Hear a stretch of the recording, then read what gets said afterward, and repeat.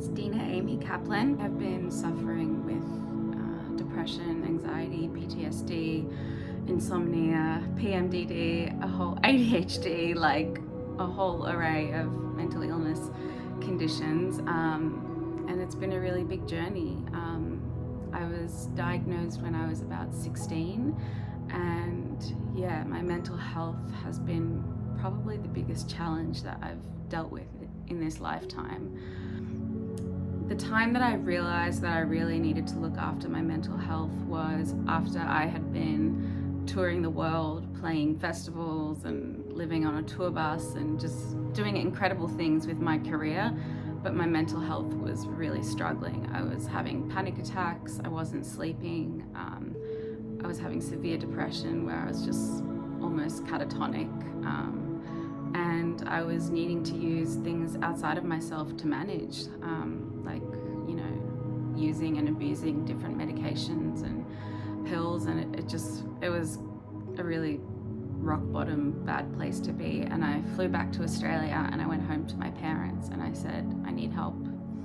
I really need help. And I got help, and that was the start of my recovery journey. And it took me about almost 6 to 7 years to really get somewhere where I felt stable and better. A day that stands out for me emotionally, I would say it was my rock bottom, because there's like rock bottoms and then there's rock bottoms. I laugh now, but it wasn't funny at the time. But I was in such a bad state, this maybe 7 years ago, and I was in such a bad way, and I was pretty suicidal, and I felt like I had tried everything. I'd seen every doctor, I'd tried every medication, I'd been on every antidepressant, I had, been through so many psychiatrists, I'd done so much there, and just, I was so hopeless, and I really didn't believe that anything was going to change.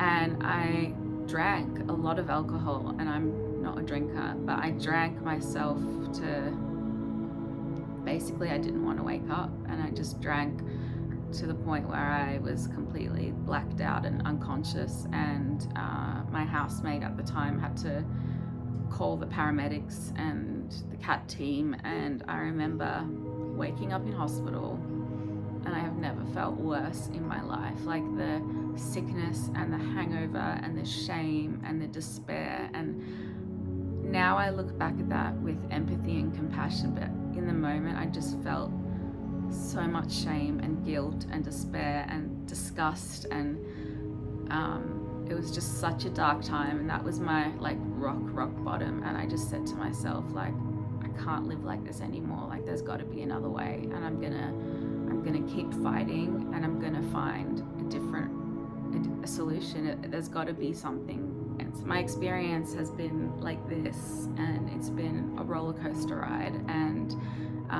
it's been non-linear in any way, shape or form. And just when I, think, oh my God, I'm through it and it's done, something else triggers me, and I can very easily go back to square one.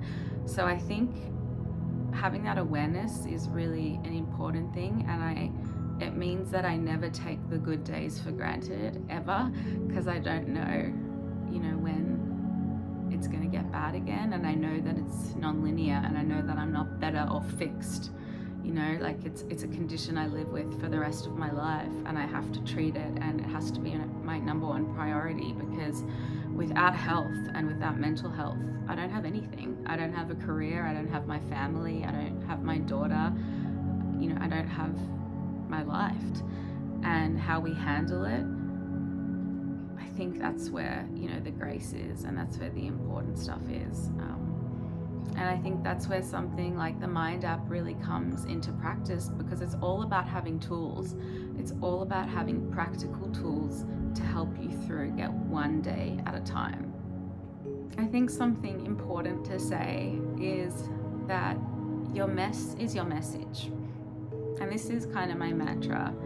And I have found that instead of hiding from my mess, and instead of living in shame and feeling like a burden and feeling like, I was just wasting my time and my talent and all these things, I really leaned into my mess being my message. So for me, that meant being as vulnerable and honest as I could to build community and connect with people. And that's why I have my podcast, and it's why I have my dance company, it's why I run retreats. All of these things are to show people that vulnerability is what connects us, and it's the antidote. Connection is the antidote to depression. And vulnerability and not being afraid to show your mess, that's your message. And if you lean into that, that can potentially become your purpose. And that's really been the case for me. The more I lean into the vulnerability and the honesty and the rawness and the truth, people want to connect with me, people want to support me, people want to be in community with me. So I don't hide anymore. The last thing that I would probably like to say to anyone out there who is struggling with their mental health or who has multiple diagnoses like me is don't stop fighting for yourself. There are solutions out there. There are things you haven't tried. And even when you feel like you're at the end of the line, I promise you're not. And you just have to see this as a lesson and as a learning and as a part of your life, as the cards you've been dealt.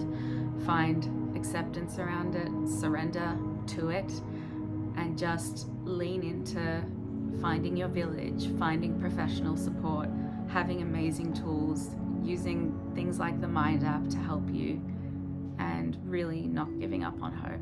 I promise you it gets better.